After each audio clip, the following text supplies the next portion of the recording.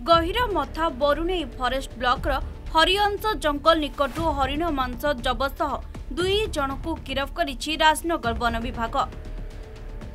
सूचना मुताबिक हरिण शिकार करी मांस धरी फेरुथिबा बेले पेट्रोलिंग करथिबा वन कर्मचारी हाबुडरे 4 जन शिकारी धरा पड़िथिले। 2 जन खसी पळाई जाइथिबा बेले आउ 2 जन को वन विभाग गिरफ करी कोर्ट चालान करिसेंती।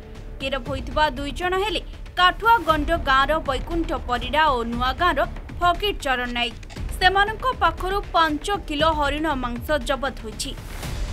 खबर तो पाने आमर ये हूँ प्रतिदिन गोटे दैनंदिन रुटीन कार्य प्रणाली जे आमर मो राजनगर अंडर 3टी सेक्शन अच्छी गुप्ती राजनगर सातभाया एवं से आमर बहुत आंटी पोचिंग स्क्वाड जो अच्छा सरकार द्वारा नियुक्ति पाई से आम प्रतिदिन सहित आम फरेस्ट हो गार्ड हो जाकि नियमित भाव में से नाइट पेट्रोलिंग करती।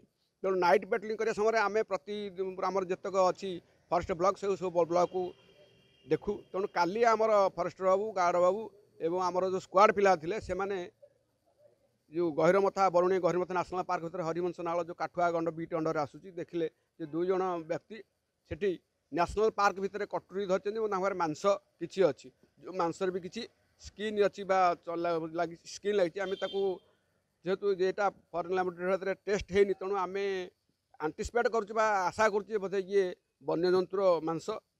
तेणु आम यार परीक्षा आम पठेबू ओईटी को ओईटी आसला जना पड़ो जे कौ प्रकार मांस से अनुसार आम पनिशमेंट दि बर्तमान सुधा आम 2 जन गिरफ करूँ इनक्वारी बर्तमान चली आम बर्तमान आहरी आम बड़ कथा है जदि से कौ जंतु मारी तार मुंड छाल कौटी रखाई आम खोजापी बर्तमान चिंता करूँ और सहित आउ कौ मैंने इनवल्व अच्छा से खूब शीघ्र अरेस्ट कर कोर्ट फरवर्ड करूँ।